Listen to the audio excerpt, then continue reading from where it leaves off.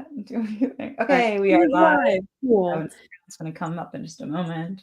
Yep, that's exactly what's going to happen. Mercury retrograde is it is. It actually is happening. Oh, Fantastic. it's happening. It's real. It's there. Fantastic. Good. Yay. I always love when technology works. I can't believe technology seems to be more temperamental, but working more consistently than a usual Mercury retrograde right now. It's people that I've been running into issues with. Systems. Okay. I was looking at the chart. I was like there's like Anticia or contra Anticia. I couldn't figure out why, like what was going on with Mercury on Saturday. Like I just feel like it was because it was bonkers. Yeah. A friend of mine just like broke their hand in a glass door. My tires were flat but appeared slashed. Like all of the internet in LA went down. It was like one thing. It was just such like mercurial trickster stuff. And I'm like, why today? I couldn't. Yeah, in my eyes, I understand Anticia and contra Anticia, but when I go looking for it, I don't pin it very easily in a chart. I don't think that wasn't it. I was like looking and I was like, is there something? I was like, there's because I did check it out. I was like, is there something I'm missing? The eclipse was in, I think, Anticia or contra Anticia to something when it went off. Okay. And honestly, Mercury is carrying a lot of the similar energy of the eclipse, because what is an eclipse except for like instability, losing, direction and focus and all of those things in the sign of Aries as it was. And then Mercury being retrograde in that same sign just seems like it's prolonging the fatigue of that and the chaos that comes through with it. So it feels like we're just dragging out the eclipse energy straight through to, a Jupiter-Uranus conjunction, which is always great, and the Saturn-Mars conjunction, which was a lot. And this just, April was not hiding this year. You mean is because we still have like when Mercury station. We still have the Mercury station. The conjunctions this week, I'm just looking at a chart for it for now. But Mercury station, who even knows? And Saturday, Saturday was big for a lot of things. And I was looking at charts all day Saturday, every time something went off. And every chart I looked at, it did seem that Jupiter-Uranus conjunction was influential in the chart of whatever was being influenced as well. So I'm wondering if it's like the transit of such a huge conjunction that's been giving us some that application of them being within that degree and a half or so right now. I think you're right. Could we just pull up a chart for some of the bigger things since we're talking? I have it. You want me to? Yeah. I figured we might want to talk about it. So I will go ahead and I will share my screen and show the exact conjunction of Jupiter-Uranus. Let me see if I do. Luna. Okay, cool. Transits. So what we're seeing on the day of the Cazimi, just a fun fact here, which was last week. Hi, Sarah. Sorry, go ahead. Hi. On the day of the Cazimi, Astro Gold on my computer just like inexplicably started working again. Oh, interesting. Like don't was just not working all retrograde. I was just like, okay, cool. Back to this. Okay. Yeah, so I had pulled up the chart for the exact like minute that it goes exact in DC, because I figure that's our best bet for the nation representation again. So this is what we have with this. So what we're looking at, of course, is primarily that Jupiter-Uranus situation right on the horizon. So I'm hoping if things are really clear that day, and if I can get away from trees, I might be able to look at it. But it'll be really neat. Sarah says this conjunction is on top of their south node, and they feel like things are coming up from possible past lives, which is super interesting. Ooh. Yeah. Man, it's interesting because they stay together for a while, because I believe they're still together. Like thinking about, I'm so fascinated too, because Mercury. I don't want to do that. Station, when Mercury stations direct, it stations on the node, and those two are still together. And I was like, what's gonna? I feel like that feels like a big day too. Yeah, so that's the 25th, right? So that's right around here. Yeah. Mercury's on the node right there. They are still within a degree of each other. Yeah, Uh-huh. on my descendant, huzzah. But yay. I've actually been tracking this in particular because it's showing up in my and my partner's personal life. Go figure, right? Because it's in Okay. my descendant. And my partner, hi Dan, if you're still watching, has it in their 10th. Okay. So I'm going to leave that. I promised I wouldn't go into astrology too much to psych them out for things that are happening in the 10th house topics. So I'm going to leave it there. And I'm actually going to do like an essay after, once we do know the result of what happens, whether Okay. it is what we're hoping for or what, are the alternative. Um, I'm going to be posting that in my Patreon so people can see an analysis of this transit to natal charts, which is going to be fun. Oh man. Yeah. There's a lot of essays happening during this month. Yeah. This is a lot of essay fodder. This is the one where, like, 10 years from now, the astrologers teaching at Norwalk and ESAR are going to be using these essays in their presentations. It's funny because I want to talk to you today about like house calculations, and I was just keep laughing because I had the eclipses go through my 4th and 10th house and was like, "Oh, okay, like that checks. Mhm. That's a thing." But man, like the eclipses on my ICMC just like next level. Yeah. Yeah, that's pretty angular. It's a Right? And now we're like talking about okay, angular and then there's angular. Mhm. But Oh, I was just okay. looking.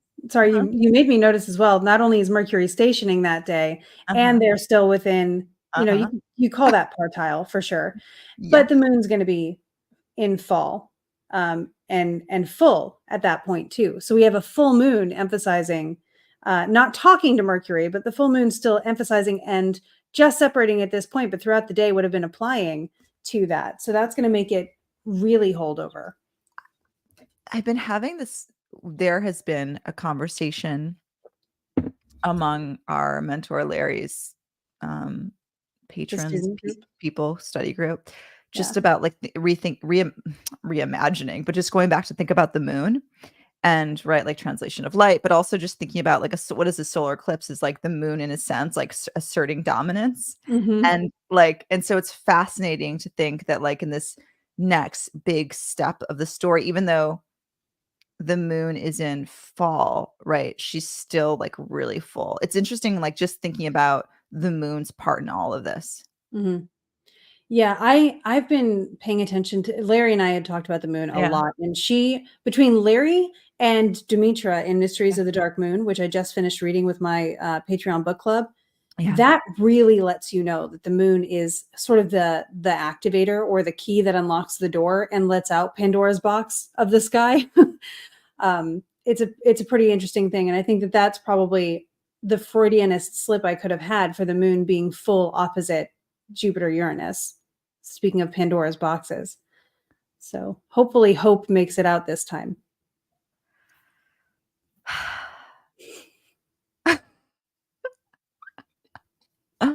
Wow. Speaking of, I know we can get into this, but how was when you were gone last Monday? It's been 2 Mhm. Mondays since we spoke. Yeah. I was talking with Kristen Mathis about the eclipse and the role of the traditional timekeepers. So Mhm. whether or not you want to look, don't look. There's always been someone in time whose job it has been to look and record. And of course, I thought of you. I was like, okay, if KristaLyn's doing anything, they are tracking this. How was it? I was doing happy dances for as much as I could see it. We had a telescope. We had extra glasses for anybody that didn't have glasses. We had snacks. We went in a car, and my parents and my nephew went up in an RV, and Okay. so we had a whole RV with us. And every time I went somewhere, we went to this one little eclipse festival, and I bought a T-shirt, and I was like, "Is this going to show up well on camera? Because I want to be able to wear it when I like record TikToks and stuff." Yeah. And they asked me about the astrology of it, and honestly, there's just so much I wanted to share but couldn't because of how long that conversation ends up being and how the Yeah. attention span of your typical person doesn't really follow for that long, especially at a festival atmosphere. But I was so stoked to be able to just witness it. And honestly, I was thinking the whole time of like, is it spiritually appropriate for me to want to be witnessing this? And my focus was in a devotional sense. That's how I do all of my magic. It's the devotional of witnessing nature. I viewed it the same as when I went storm chasing and we were watching tornadoes come down from the sky. And they did no harm, for the record. And if they would have, we were going to be first people to go in and see if anybody needed help. So I want to make sure that responsibility did play a role. It wasn't just fascination. Yeah. And so with this one, it was, this minute that we were waiting for, just this one moment that was only going to last for 90 seconds total. And so it was exactly like storm chasing. We went out to a diner for breakfast. We calculated what the weather was going to be like. How far could we afford to go? We went to sort of like a safe middle ground, watched the sky for as long as we could, calculated again. And then 20 minutes before it began, we booked it to another location because fortunately, while I study the stars, my husband studies the atmosphere. So he's a meteorologist and he was able to say like the clouds are going to be the highest here. So we'll get the thinner clouds. We should be able to see it for as much as possible. So we ended up at a gas station, hunkered down, pulled out the telescope. Everybody thought we were like eclipse professionals and we're like, absolutely not.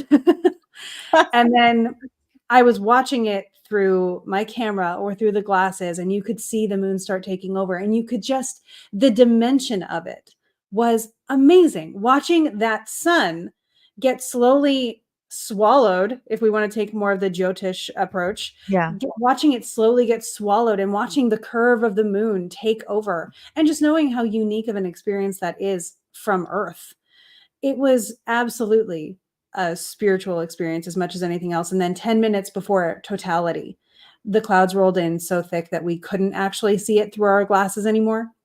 You could just see a glow in the clouds. And then at one point, the glow went away and everything went dark. And for a minute and a half, you couldn't tell where the sun was supposed to be at 3 p.m. And then it came back and the light just returned like a very fast forward sunrise and the glow returned in the clouds. And then we started driving home to avoid traffic and I was able to continue watching it with the glasses because of course, about 10 minutes after totality, the clouds thinned. So I have a feeling we weren't supposed to see it for some reason. And I'm doing my best to be all right with that. But I do admit that there's a part of me that's like, I want to go record it for the next time and just be there. So I just just was imagining the sun and the moon like pulling the drapes and being like, none of your business. Like what we do behind closed doors, like that's very in line with how some cultures, including Native American cultures, viewed it. It was a private moment between the sun and the moon. Yeah. And you weren't supposed to see it. And in fact, I did see several posts from people of, Native cultures saying, post a spoiler to blur out the picture if you're going to post it online, because we're not supposed to see it. It's, not something we're supposed to watch. So that was something I definitely was keeping in mind throughout the day too. Just, if I'm not supposed to see it, don't let me, which was my whole thing. Like I'll admit I had done, in advance, I had done a clear sky spell bottle that I took with me in the car. Okay. And I was like, oh no, am I doing magic close enough to the eclipse that it counts? And so I made sure that when I had the bottle there, it was like, only if I'm supposed to, will this work? Okay. Like, if not, override me. I'm stupid when it comes to what the cosmos is doing. I'm not going to pretend that I know better. So if my little spell bottle should just not work, don't let it work. Like I'm not trying to overwrite anybody else's design. I'm just trying to get as much good intention in my corner for what I was hoping for as possible. But I'm not, I always do magic to the point of, if it's not supposed to be this way, then don't let me be correct. I'm so okay with being wrong, if that means that the greater order is okay. Oh, that's interesting. So you are bringing a spell bottle for championing for clear skies. Mm-hmm. Interesting. Yeah. Yeah. And it was like a super basic thing that I was trying. I wasn't doing anything hugely like high magic. It was literally a bottle of water with some salt in it, in a blue bottle that had been set out in the sun to sort of, teach it what sunlight is like. Yeah. Yeah. And so I just put that in the car as my one thing. And then I had a string that this was the one I was leariest of. You take a string and you if you have clouds in the sky, you tie a knot in the string and imagine the atmospheric pressure being contained in the knot so that the Okay. clouds dissipate. That one I didn't feel was right by the Okay. end of it, because it seemed like that was too much of an exertion of will onto nature, and I didn't like it. So Wow. yeah, And, I know. yeah, I like this idea of thinking about, like, Saturday is just it's like both the afterglow of Mhm. the eclipse being championed by Mercury, and then also this application of the Jupiter-Uranus conjunction. Um, Yeah. It's so funny to me because so much is happening in Aries. It's funny to me that we're experiencing the Jupiter Uranus thing in Taurus, which is in aversion. I'm sorry, I have this in oh no, I do have it in whole sign. I was playing with Placidus earlier, so I wanted to okay. make sure I had it in the right stuff. Um, yeah, it's so funny to me that this is an aversion to that because it feels connected in a weird way. Mhm, But that's mhm. not even, there is no antitia or contra antitia available for those signs. So it is interesting to me. Well, it's interesting though too, thinking about this, like, even though things can be happening in different parts of the sky and thus unrelated, it's all the same sky. So, Mhm. like, if there's this, like, nervous energy happening in one I'm just saying nervous energy, but, like, if there's this, like, instability happening in one part of the sky, but then there's also a different instability, even if they're different stories, like, we ultimately just, like, feel one sky, which is something to Mhm. remember, right? Like, even Yep. in, like, the natal chart, like, maybe you have these things that are both really loud and don't speak to each other, like, they're going to affect each other because there's only, like, one life. Yeah. Yeah. You're still one body experiencing those Uh-huh. things for sure. Yeah. Yeah. It's, can I just say that, like, I have the sun in Aries, and Aries season's usually my favorite, and this just, like, feel like ruined it for me. Oh, I'm so sorry. Mercury has been, honestly, I usually try to be nice. Mercury's been the worst. I tend to, because of my upbringing or whatever, I've made it a rule for myself not to swear. But I have found that yelling at whatever planet I blame for the situation helps. So I tend to swear in transits now. And so, like, it's like you stub your toe and you yell at Mercury retrograde or something. But that is kind of how my life is at this point, where everything is just Mercury doing something. And I don't know why we have to be so temperamental, but I accept that we're in a phase of that right now. And I'm sure it'll be clear later. But I also, having both my Mars and Venus return partile to each other during all of this, was not having it. My sun was not having it, my Mm, midheaven was not having it, yeah.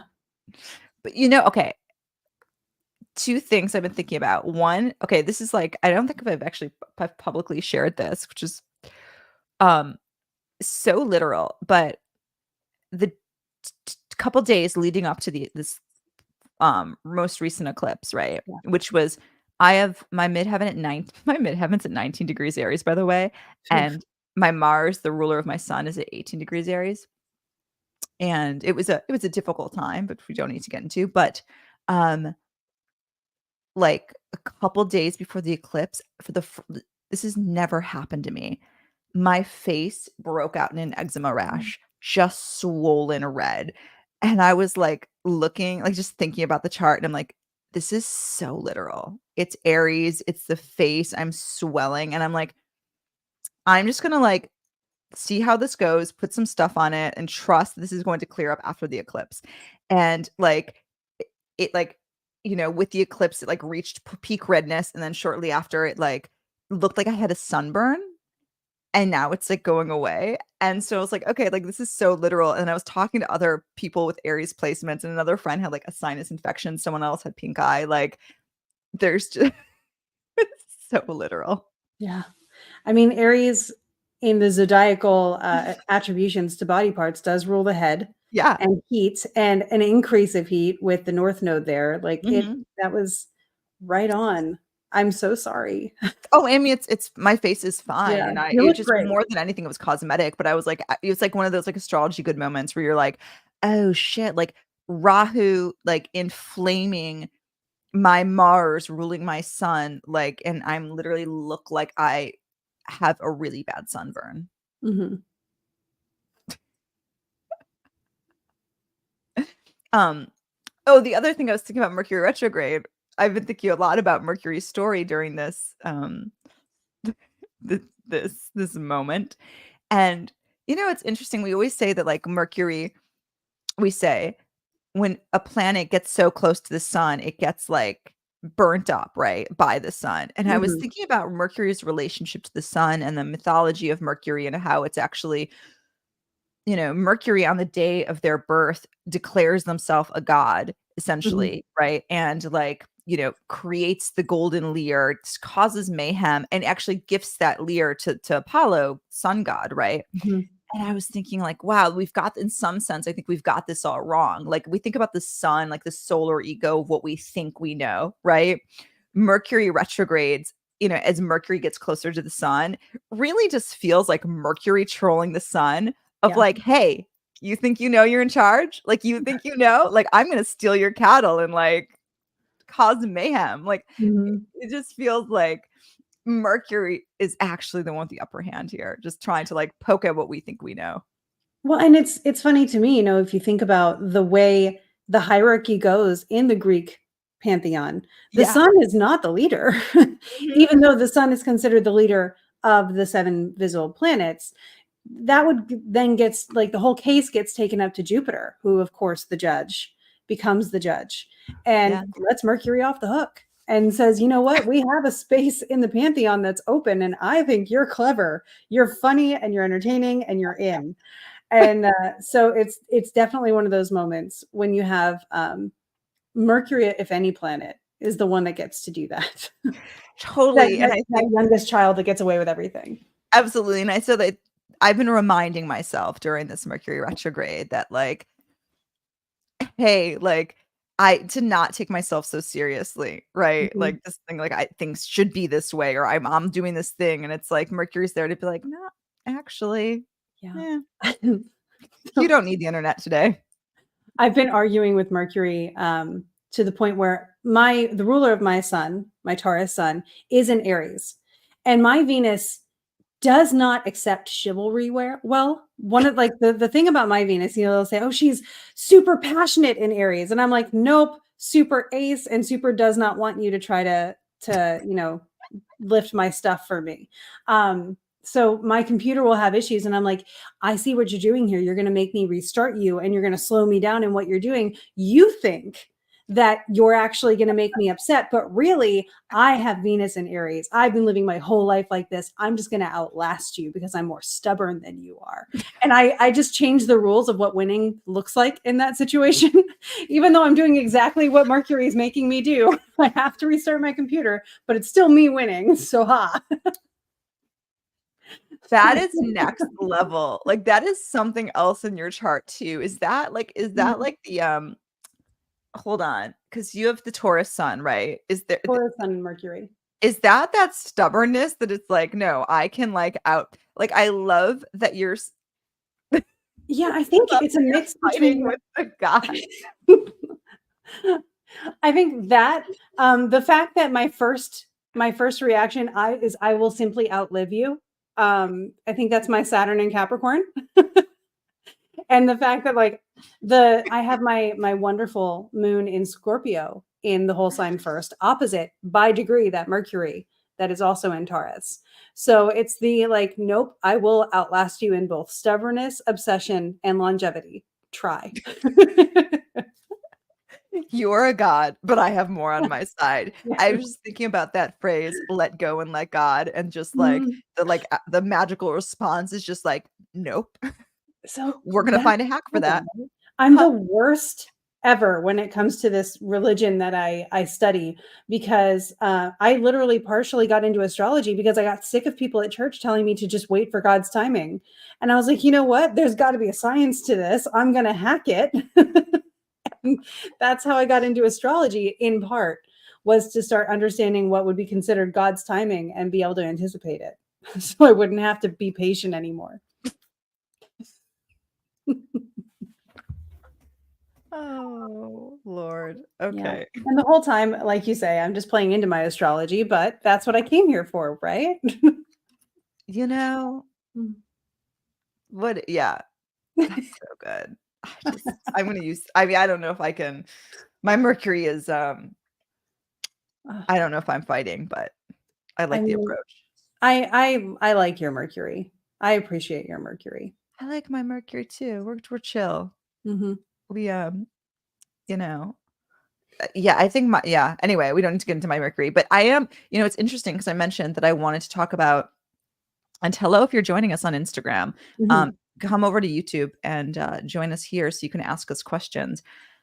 Um, this is really embarrassing, but this weekend I was, like, looking at charts with someone and, like I mean, obviously, I know, like, the difference between quadrant houses and whole sign houses and, like but I was, like, trying to, like, calculate a Placidus chart, and I was like, "I've never actually done this." Like, Hmm.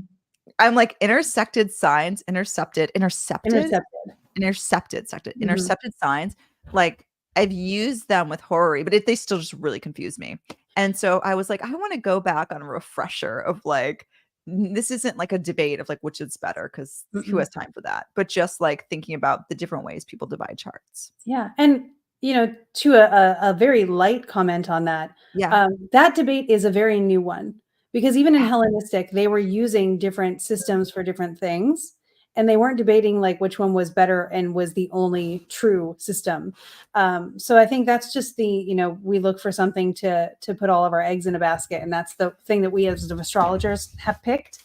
And it's funny, with horary and magic, I tend to use Regiomontanus Yep. because, as we always say, that's what I was taught with, but also because William Lilly did a lot of work on it, and William Lilly used Regiomontanus. So if it worked for Lilly using this way, I'm going to do it that way, even though in natal astrology, I would use whole sign because that's what the Hellenistic astrologers used in a lot of cases, sans the length of life technique, where Valens used literally like 4 different house systems to figure things out.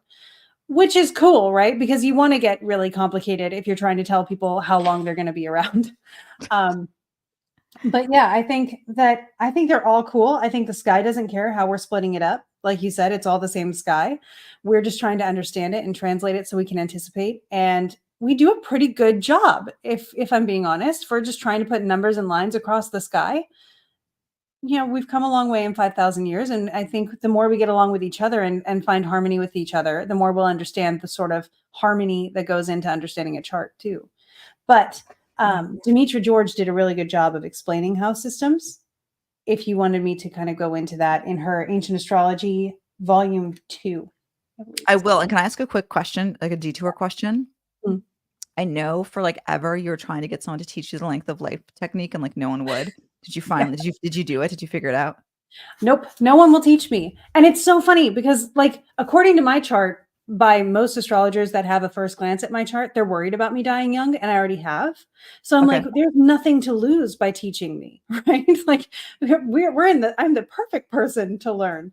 I'm gonna have to go and try to do it on my own at some point, and then probably just send it to Gabe and be like, "Did I get it?" But it also does seem like, and I think I might go through Demetra's book and try to do it the way she describes it first, Yeah. then dive into the denser texts.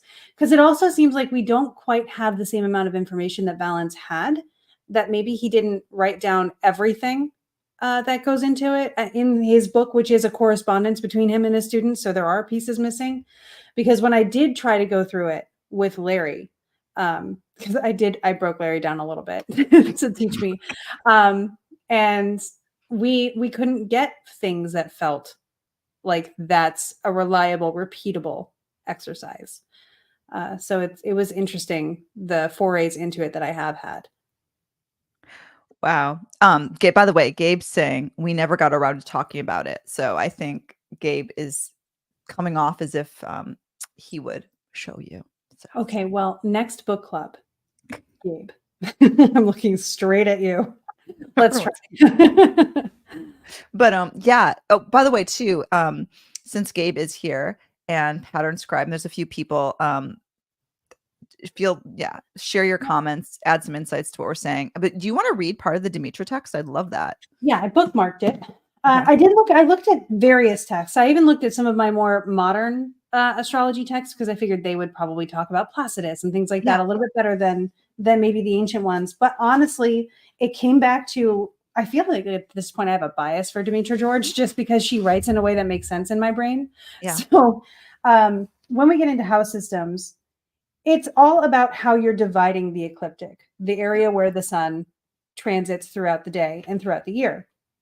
And Gabe, please pitch in on this if you want to. And oh my gosh, Hani, who is my guide from Egypt, is watching this right now. Hello, Hani, Habibi, I miss you. Anyway, when we look at the separation of the houses, we're just trying to break down the cycle that the sun goes through in a year and our perception of that throughout the day into understandable houses in a division of 12. Yep. And so from what I can understand, when you get into your quadrant house systems, the ones that take the different quarters, and if I'm going to go through here, let's make it easier. So you can see my cursor here. Between the ascendant and the midheaven is a quarter. And we can also say between the ascendant and the IC is a quarter. In quadrant systems, they're going to take these and they're going to split them into 3 houses. The division of degrees between those is going to be wider or narrower depending on the longitude of the person's birth. Can we pause for a moment just for people who don't, because I actually wanted to record this for someone who's maybe newer to astrology. Yeah. And just thinking about the idea that what the ascendant is the ascendant is the degree which the sun is rising, right? Yeah. That marks the horizon. Then the midheaven, right, is the point where the sun is highest in the day. It's where the sun culminates. Okay. Yeah. The culmination point for the sun. Which is why it could get super confusing depending. By the way, I was listening to like Rick Levine's lectures. Shout out as a refresher to all this, which is why, right? Like it gets hard when you're doing quadrant houses because depending on where you're born, if you're born somewhere where the sun never really rises, you can get like a midheaven in the 12th house, which can be really funky. Right. So anyway, ascendant is actually marking the degree where the sun rises, and that's opposite points always going to be the descendant. The midheaven is where the sun culminates, and its opposite point is always going to be the IC. Okay. Yeah. And so with I'm going to repeat this and I'll let you finish, just make sure I'm getting it. But with quadrant style houses, the ascendant is actually going to mark the wall of the first house. The cusp. Cusp. So I'm calling it a wall. You see the AC as 20 here, and you can see the cusp of the first house here. 20 would actually be the cusp. So actually what I'll do is I'll take this and I'll put it into porphyry, which is another quadrant system that was used in Hellenistic eras. And now you can see there is no AC, DC, MC, IC anymore. Yeah. What we see is 20 degrees is at this cusp. That is the AC. And then 1 degrees is up here. That is the MC. And this kind of explained why, for those, this is the part I do know, and tell me if I'm getting this correct. This is how we get this idea that the MC IC axis, right? Because in quadrant houses, those mark the 10th and the 4th houses, if I'm correct. So that's why they kind of impart 10th house, 4th house significations to wherever they fall if we're using whole signs. So you can still get the basic information using whole sign houses. By the way, I'm not trying to make a case for anything. And it's helpful. There's an image here, and I'm going to try. This is not the best format for this. But you can see the way that the Earth is in a 3D sphere. Yeah. And the different planes that we're using to break it down and flatten it into an astrology chart. Okay. Right. So it's like I can see the 3D is becoming 2D, and that's what these lines are. In the case of the MC, it's not the zenith, the true, let's say, directly above.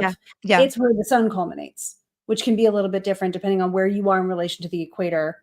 Yes. Okay. Because of that.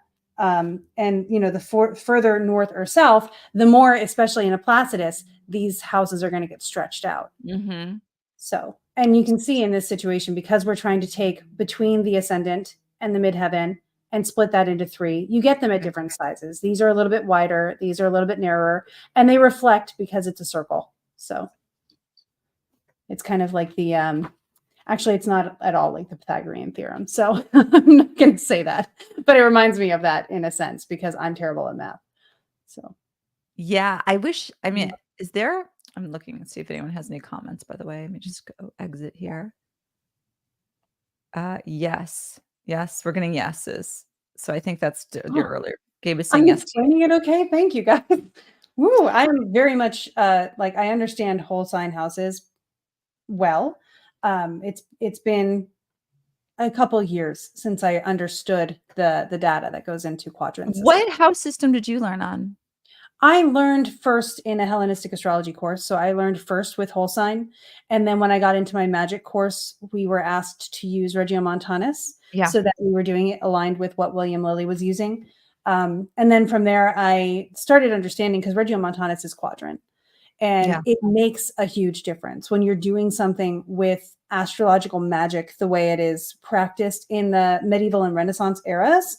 Those degrees and the cusps of the houses make a difference. So, like where this moon is now in the first house, or Is this sorry, porphyry we're still looking at, by the way? yeah, this is porphyry. Okay. So if this moon were, say, at 19 degrees, it would currently be in the 12th house. The cusp of the AC would move it out of an entire house. You're not in whole sign houses anymore. So all of Scorpio is not in the same house. Yeah. It can be in two houses at once, or it can be in like engulfed by an entire house and not even have a cusp to it, like we see in Placidus with intercepted houses and things. So yeah, go ahead. Years ago, I studied with Gemini Brett, and he was saying he had me look at porphyry houses, saying that it was the most sort of like sky based of the house systems. So Hmm. like I could look to the sky and try to like guess where the sun was in the house, and then sort of check it with a porphyry chart to Yeah. see like where the sun and for my location moves on through the day. Yeah. That's all I know about porphyry.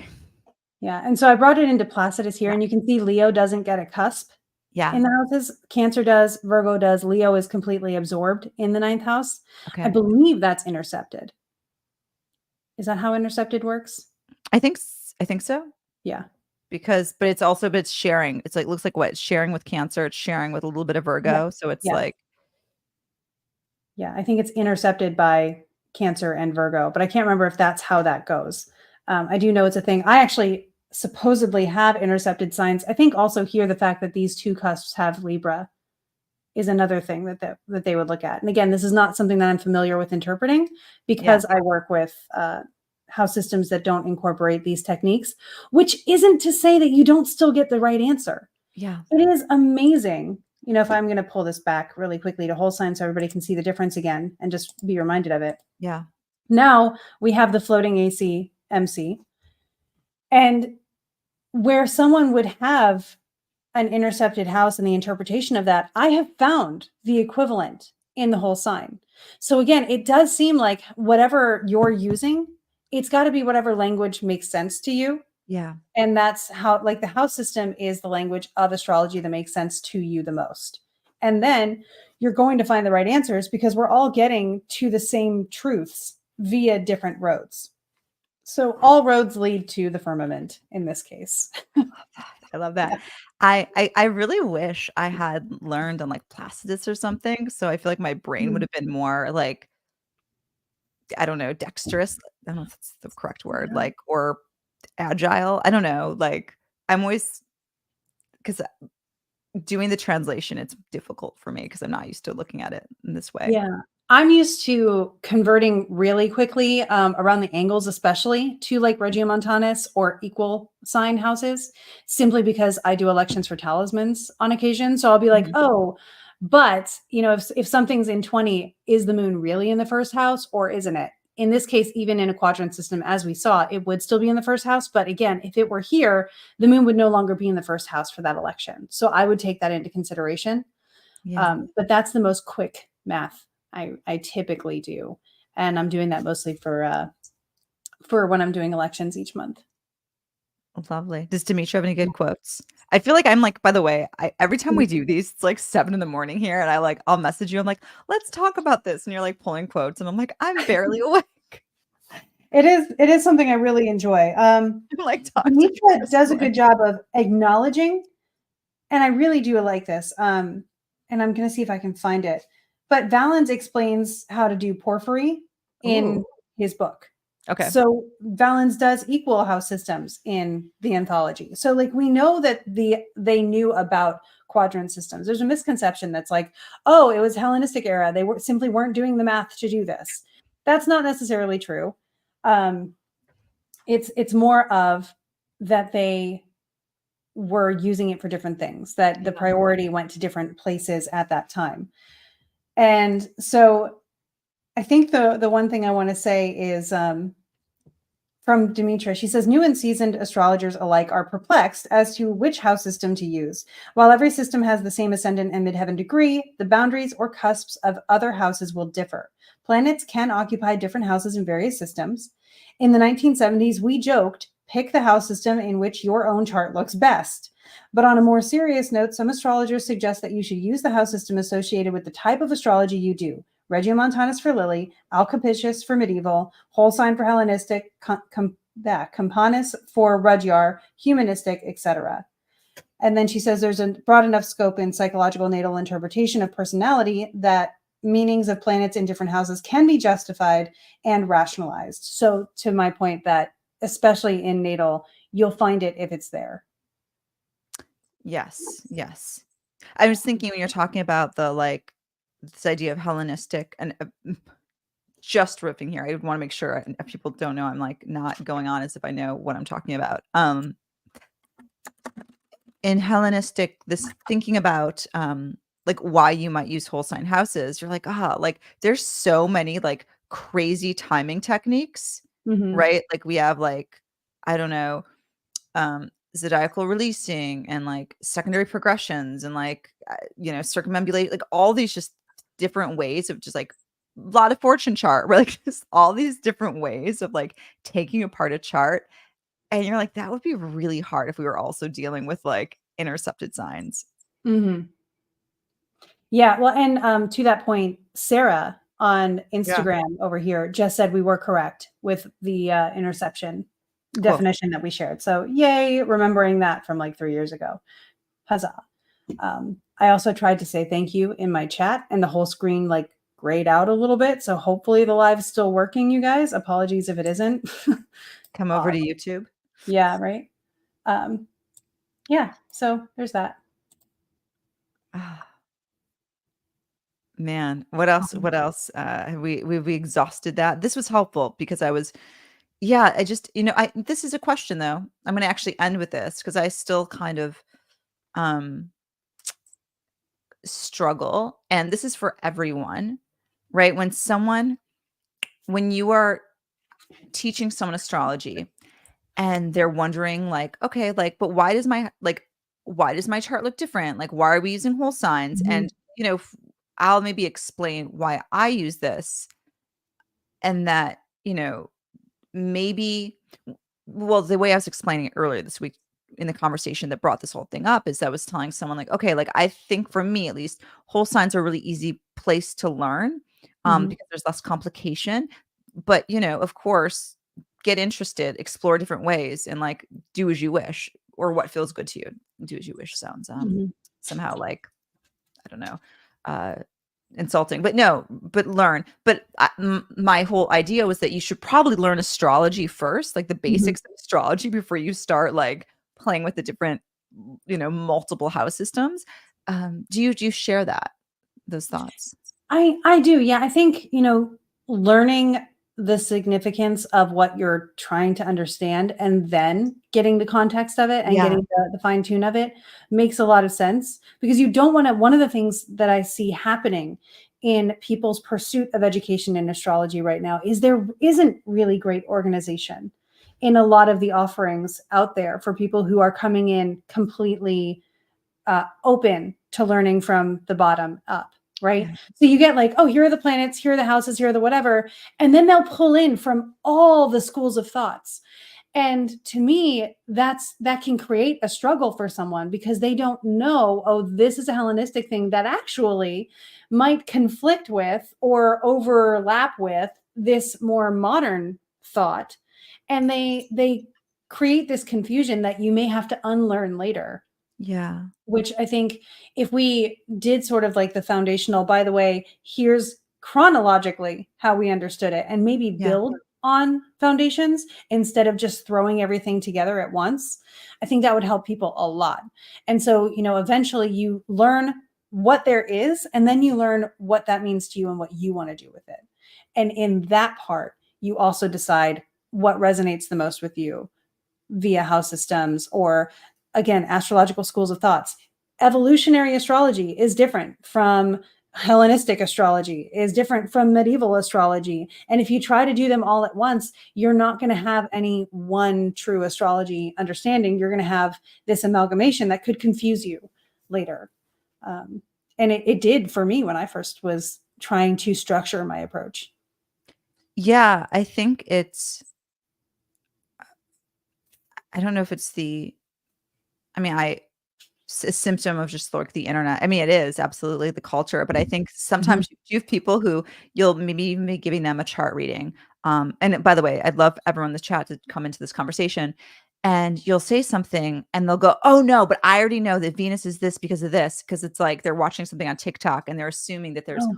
one astrology. And so they go, "Well, I get that, but tell me that." And it's almost like people's attention spans are so like diminished that they Mhm. don't understand that you really do need to start from the bottom up and just learn a system, like regardless of whatever Yeah. that is, even if it's like you're learning evolutionary or like Hellenistic, like whatever it is you learn, you just need to learn from like the complete system before moving forward. Mhm. Yeah, especially when it comes to the attention astrology gets on social media or the lack of attention, the Mhm. astrology gets on social media. There's a lot of attention as in people taking it in, but not as much attention to the quality that's being shared. And so we're taught that astrology is a glorified personality profile. Mhm. And it can do that too, but that is not its essence. That's not its soul. And when you're coming to astrologers like you and me, we're not really in the personality profile game. We're in the how's your life going? What do you want to do with it? How can we strategize with you for your timing and your strengths to help you move forward? And that's not a, oh, you're going to find love early in life kind of thing that you see in television kind of astrology or that kind of approach. And it does set us up for it sets the person up for a little bit of disappointment when they come to an astrologer who knows what they're doing and has studied and wants to share the meat of it. And we're like, yeah, that's true, but also we could do better. And sometimes doing better means, taking ownership of your life, which is not what they came there to hear. Yeah. It kind of tangential to that. You're reminding me I had this really great conversation this week with another astrologer whose background is in evolutionary astrology, and which is usually like not my thing, but they're one of my favorite astrologers and the way they think about things. And I was asking them about it, right? About the way that they think about the nodes in astrology in Mhm. general. And their response was like, they gave me some really good insight, especially they were talking about predictive astrology, at least how it's used, not like the Mhm. idea of predictive astrology, right? And they're like, people can become so obsessed with like predictive and electional astrology of like, I have to get like the exact right moment to ask my boss this right thing, or like this is going to happen on this day. And it can become so just like trying to control things. Mhm. And what they said was like, okay, yeah, sure. So you can ask your boss to do this thing on the like right day, but like if you are not like have not faced your own like internal landscape to be in a position where you can like handle the consequences of that, whether good or bad, right? Mhm. Like your election is going to do nothing for you. And I thought that was a really beautiful call of why why modern modern astrology, like this like sort of psychological, is a really important part of astrology too. I agree, especially for the lifestyles we're leading. Mhm. Back in Hellenistic era, they were more focused on fortune. How's the body going to do? What's the wealth going to be like? What is the career and how am I going to be known? And then in Valen's, point, how am I going to die and how do I live until then? And now we're more focused on the quality of life rather than the length of it. And so we can honor that still using astrology because astrology does still miraculously work for that. And I think that there is a little bit of both. And I think we can balance a preoccupation with the psychological with the more natal. And we can balance a preoccupation with the natal with the psychological. I think the task of a modern astrologer is to harmonize all of that together. I do have to get going soon, but Yeah. it's really funny. We're reading about this in my Patreon book club. We're reading The Witching Year by Diana Hellman, and Okay. it's all about her getting into magic, and astrology is part of that, and crystals are a part of that, and how she goes from like 0 to all in over the course of a year and records it for journalistic purposes, and her ups and downs, and her like, oh my God, I think I'm going insane. I think I have some psychosis. What is this? I think I made this happen. Did I ask for too much and now I have to pay for the consequences? Does magic always come with a price? And you just watch this unfold. What for me unfolded Yeah. over a course of several years, she's going through in one. And we're having a really interesting conversation about that. That reminds me of your point as well. Okay, it's called The Witching Year? The Witching Year by Diana Hellman. Oh, I am totally picking that up, and, okay. Mhm. This is a great talk. I've Yeah. missed you, it's been 2 weeks, I like, miss you too. For everybody that's wondering why we were on late, we were catching up. It's totally this gonna is acknowledge it.